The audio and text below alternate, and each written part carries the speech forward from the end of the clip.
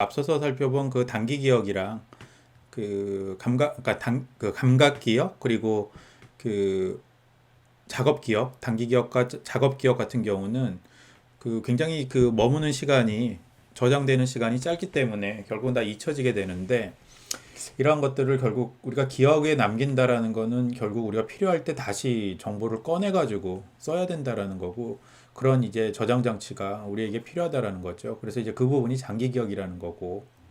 그렇죠? 그래서 이 장기 기억에 보호하는 과정이 필요한데 장기 기억 같은 경우는 참 놀랍게도 이게 참 믿어지지 않는 거죠. 용량에도 제한이 없고 기억 잘 안 나는데 아무리 공부해도 자꾸 잃어버리고 기억 안 나고 그러는데 이론적으로는 그리고 지금까지 뭐 심리학에서 밝힌 바로는 용량 그리고 저장 기간에 한계가 없다. 그렇죠? 작업 기억과 다른 가장 큰 차이점. 그래서 많은 정보를 아주 오랫동안 장기 기억에 보관할 수 있다. 그러니까 이 말은 무슨 얘기냐면 여러분들이 교수님 그거 기억이 안 나는데요. 이렇게 얘기하는 건 다 핑계라는 거예요. 이거대로라면 다 그쵸? 용량에 제한이 없으니까 꽉 차서 더 이상 저장 못한다 이런 것도 아니고 무슨 컴퓨터 하드디스크처럼 이런 건데 문제는 뭐냐 하면 모든 정보를 장기 기억으로 보호하지 못하더라. 그러니까 장기 기억으로 보호화시켜야 거기에 저장시키게 되는 건데 단기 기억, 작업 기억에서 뭔가 보호 작업을 하려고 하지만 보호가 되지 않는 경우가 있다. 대표적인 게 단순 시연. 아까 얘기한 단기 기억에서 금방 사라지니까 되새김 한다 그랬잖아요. 뭐다 장기 기억, 장기 기억, 장기 기억, 장기 기억 이런 식으로 리허설 했을 때 단기 기억에서 조금 더 오랫동안 유지할 수 있는데 이런 식으로 반복하는 거로는 정보를 장기 기억으로 보호하는데 한계가 있더라. 그래서 여러분들이 기억해야 하는 게 뭔가 외워야 되는데 특히 나중에 국시 시험 같은 거 국시에서 외워야 될 내용들이 굉장히 많을 텐데 그럴 때 반복적으로 자꾸 외우려고 하는 거는 장기 기억의 측면에서 별로 도움이 되지 않는다. 그리고 설사 외워서 시험은 어찌어찌 받는지는 모르겠지만 결국 나중에 생각해 보면 생각나는 게 하나도 없더라. 그렇죠? 그러니까 우리가 참 우리나라 학교 교육의 문제점이기도 한데 이게 단순 암기식 그렇죠? 주입식 교육이다 보니까 나중에 학교 다닐 때 뭔가 굉장히 많은 양을 공부하고 늦게까지 공부하고 열심히 했는데 나중에 시간이 지나고 나서 생각을 해보면 배운 게 별로 없는 기억에 남는 게 별로 없는 거예요. 그 이유가 이런 이유도 이런 이유도 있는 거죠. 그리고 장기 기억은 앞서서 기억과 관련된 얘기를 했을 때 이제 기억이 뭐다라고 소개했을 때도 얘기했지만 그냥 새로운 것들을 쌓아놓는 게 아니라 기존에 있는 정보들, 그러니까 새로운 정보를 기존에 있는 것과 관련시켜서 통합하는 작업, 그렇죠? 이런 것을 하는 게 훨씬 더 기억을 잘 남게 하더라, 부화하는데 큰 도움이 되더라, 그렇죠? 그래서 실제로 새롭게 공부한 내용을 이해한다는 것은 작업 기억에서 새로운 정보와 이미 알고 있는 지식들이 통합하면서 이루어지게 되더라. 그래서 단순히 반복해서 외운 내용보다 이해한 내용이 더 잘 기억날 수 있고 그 내용을 더 쉽게 인출할 수 있다. 단순 암기보다 내용을 이해하고 아까 이제 의미 부호라는 얘기를 했는데 의미를 생각하고 이런 작업을 했을 때 훨씬 더 잘 기억에 남고 또 인출도 할 수 있다라는 거죠. 그리고 이 얘기는 다르게 보면 누적의 효과라는 게 나와서 그러니까 기존에 있는 정보에 자꾸 더해진다 그랬잖아요. 그것과 결합이 되면서 장기 기억으로 만들어지기 때문에 공부를 하면 할수록 많이 하면 많이 할수록 점점 더 장기 기억의 측면에서 유리하더라. 그렇죠? 그래서 이런 것들이 있고 장기 기억은 정보가 하나 각자 따로 분리돼서 저장되는 게 아니라 관련 정보들과 통합되고 연결되면서 저장이 되고 연결이 많을수록 인출이 쉬워진다. 공부를 많이 하면 많이 할수록 책을 많이 읽으면 읽을수록 훨씬 더 유리하다라는 거죠. 그렇죠? 장기 기억의 특징이고 그리고 이제 장기 기억과 관련돼서 연구를 하면서 이제 궁금했던 것들 도대체 뇌 속에 어디야? 그렇죠? 도대체 뇌 속에 어디에 있는 거야? 장기 기억은 이게 너무너무 궁금한데 심리학자들이 그래서 어떻게 했냐면 장기 기억이 안 되는 사람들 장기 기억을 못하는 사람들의 뇌를 연구하면서 확인을 했는데 그렇게 하면서 하나 밝혀낸 게 이 기억에 있어서 장기 기억에 있어서 해마라는 영역이 굉장히 중요한 역할을 하더라. 해마가 손상되면 장기 기억이 안 되더라. 그래서 기억상실증, 순행기억상실증에 걸린다는 건데 이게 뭐냐면 뒤에서도 이제 기억상실증 하면서 순행기억상실증에 대해서 얘기를 할 텐데 뇌가 다치기 전, 특히 여기 이제 해마죠. 해마를 다치기 이전에 있었던 일들은 기억을 하는데 해마가 다친 이후의 일들은 기억하지 못하는 것. 그래서 앞에서 뒤로 이렇게 가는 순행성이라 그래서 순행성 기억상실증이라고 얘기를 하는 거죠. 그래서 해마가 뭔가 장기 기억에 있어서 중요한 역할을 한다라는 걸 알게 됐고 특히 해마의 역할이 뭐냐? 인덱스, 색인과 같은 역할을 하더라. 그렇죠? 우리가 인덱스가 있을 때 훨씬 더 빠르게 정보를 찾아볼 수 있고 저장할 수도 있고 그런데 그런 기능을 하는 것 같다라고 지금 이제 추정을 하고 있는 거죠. 그러고 그다음에 이 재고정이라는 얘기는 뭐냐면 기억이라는 게 장기 기억에 있다가 인출됐다가 다시 기억으로 돼야 된다라는 거예요. 그러니까 꺼낸 거를 계속 꺼냈을 수 있는 게 아니라 인출이 된 거를 다시 그 기억 장치에 넣어서 다시 기억을 고정시켜야 나중에 다시 꺼냈을 수 있는데 뒤에서 이제 기억의 왜곡이나 이제 뭐 인출 실패해서 얘기하겠지만 기억을 해내고 재고정하는 과정에서 뭔가 문제가 생기면 다시 기억에 오류가 생길 수도 있다라는 거예요. 그래서 이 내용에 대해서는 뒤에서 조금 더 살펴보기로 하고 그다음에 또 장기 기억이 도대체 어디에 가는 거냐, 어디에 남는 거냐, 뇌 속에 해마가 관련되는 것 같다. 그리고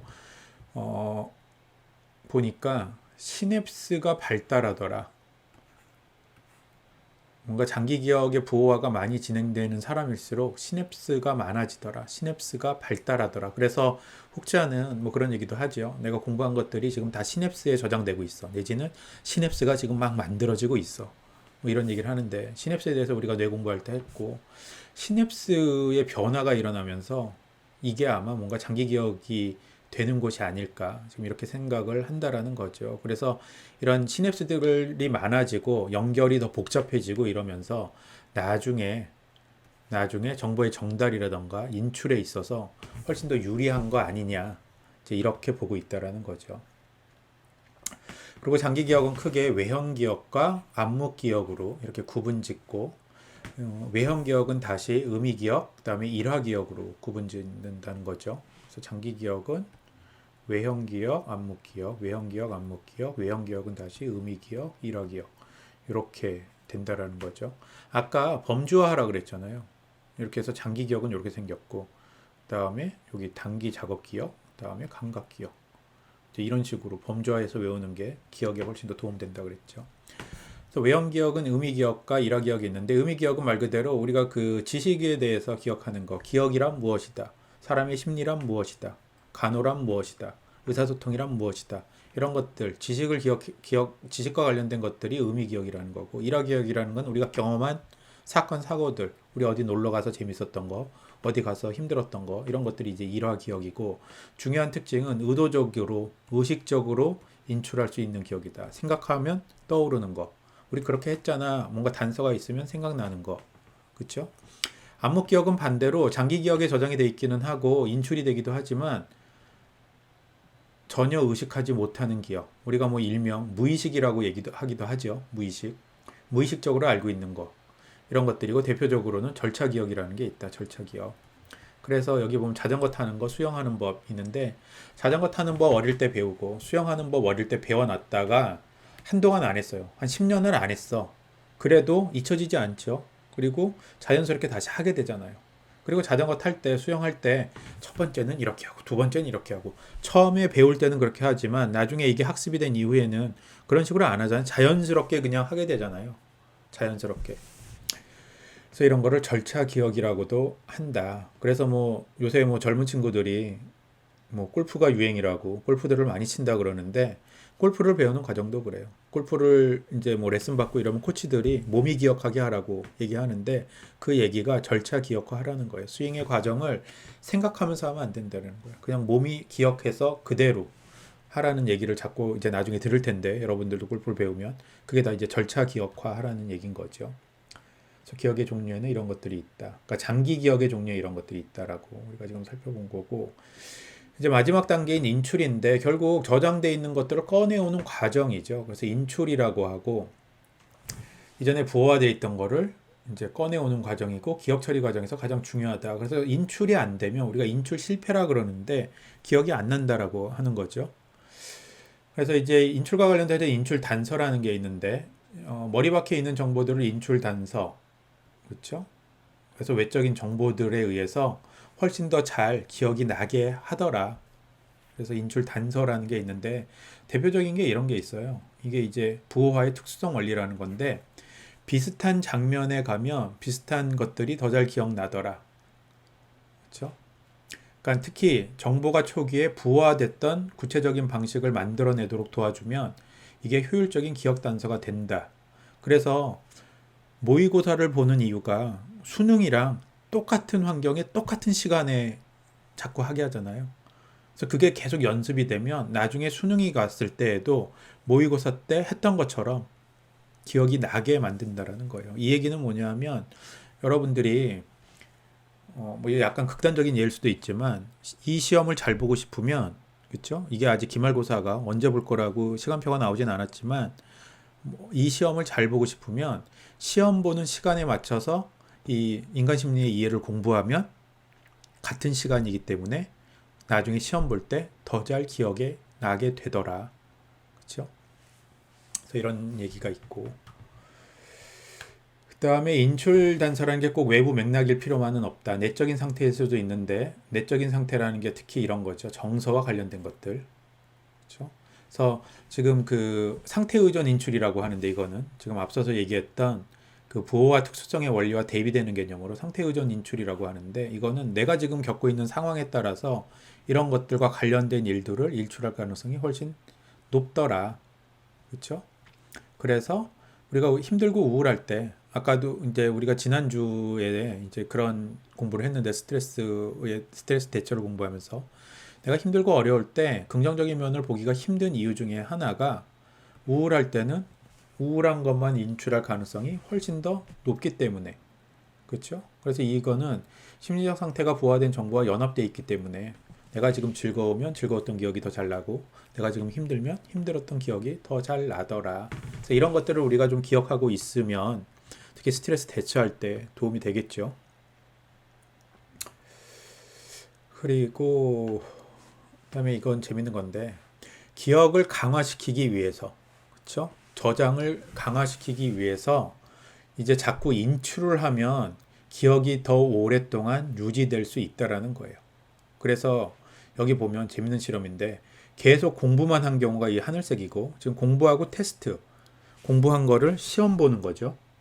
공부했던 걸 안 보고. 그러니까 그 얘기는 뭐예요? 공부한 거를 기억에 넣고 기억한 거를 꺼내야 인출해야 답을 쓸 수 있는 거잖아요. 그래서 비교를 해보니까 공부만 했을 때에는 그렇죠? 오늘 이제 시험 공부 책 보고 내일도 책 보고 모레도 책 보고 그리고 시험 보러 가는 공부만 했을 때보다 오늘 공부하고 그다음에 관련되는 문제 풀어보고 공부하고 관련되는 문제 풀어보고 인출을 했을 때 훨씬 더 기억이 증가되더라. 시간이 가면 갈수록. 그래서 여러분들이 시험 공부 같은 거를 할 때 단순히 이 강의 교재, 그다음에 뭐 책만 보면 되는 게 아니라 책을 덮어놓고 어떤 내용들을 했었는지 생각을 해본다던가 아니면 뭐 또 어떤 우리 책은 그렇지 않지만 어떤 책에는 뭐 뒤에 문제 같은 게 있는 책들도 있죠. 그래서 공부를 하는 과정에서 나올 만한 그 예상 문제 같은 걸 만들어 놨다가 공부를 마치고 예상 문제를 풀어본다던가 이런 식으로 했을 때 훨씬 더 기억에 도움이 된다라는 거예요. 뭐 중고등학교 때 문제집을 푸는 이유도 이런 이유 때문이다라고 이해를 하면 될 것 같아요. 근데 문제는 뭐냐면 인출이 기억을 도와줄 수 있지만 항상 그런 것만은 아니더라. 그래서 인출 유발 망각이라 그러는데 꺼냈다가 기억에서 꺼냈다가 재저장이 잘못되면서 인출하면서 기억이 훼손될 수 있고 특히 이러한 인출 유발 망각은 사람들과의 대화 과정에서 같은 경험을 동일한 경험을 했던 사람들이 야 우리 예전에 이랬었잖아 뭐 이런 얘기를 하는 과정에서 인출 유발 망각이 일어날 수 있다. 그렇죠? 그렇죠? 그래서 내 기억은 아 그날 우리 컵라면 먹었던 것 같은데 제가 자꾸 우동 먹었다 그러네. 그럼 그런가? 그러면서 자기 기억이 훼손된다라는 거예요. 그런 경험들이 있죠. 그죠? 아직 어려서 모를 수도 있지만 나중에 이제 시간이 더 지나서 30이 되고 40이 되고 50이 됐을 때 학교 동기들 만나서 우리 옛날에 최 교수님 수업 들으면서 이런 일이 있었잖아. 그러면 누군가는 그랬나? 누군가는 맞아 그랬어 이러다가 자기 기억에 훼손이 생긴다라는 거예요. 인출하다가. 이제 그런 얘기인 거고. 그래서 이런 이유 때문에 특히 이제 범죄자 신문이나 목격자 신문할 때 질문을 어떤 거를 했냐에 따라서 목격자의 기억이 달라지더라. 이 얘기는 뭐냐면 우리가 기억이라고 하는 것들은 상당히 오류가 많을 수 있다. 그리고 우리가 뭐 항상 내 기억이 정확한데 이렇게 얘기하는 거는 사실이 아닐 수 있다라는 점을 조금 생각을 해야 된다라는 거죠. 그래서 범죄 장면에 관한 세부 사항에 대한 질문을 받으면 질문을 받지 않은 다른 증언자에 비해 질문을 받지 않았던 세부 사항에 대해서 회상하는 능력이 손상되다. 그러니까 두 사람이 있어. 똑같은 장면을 본 두 목격자가 있는데 한 사람한테는 무슨 일이 있었는지 세부적으로 막 얘기를 하라 그래요. 그럼 이 사람이 막 이제 기억나는 대로 얘기할 거잖아요. 그러고 나서 그 질문하지 않았던 다른 부분에 대해서 질문을 하게 되면 아무 질문도 받았지 않았던 사람은 예를 들어서 100만큼 얘기를 한다면 이 세부적인 질문을 받았던 사람은 오히려 질문받지 않았던 내용에 대해서는 잘 기억해내지 못하더라. 50 정도밖에 얘기 못하더라는 거예요. 그래서 인출에 따라서 인출하는 거에 따라서 망각이라는 게 일어날 수도 있다라는 거죠. 그래서 기억이라는 거, 이 얘기는 또 뭐냐면 기억이라는 거는 언제든지 변화될 수도 있다라는 거.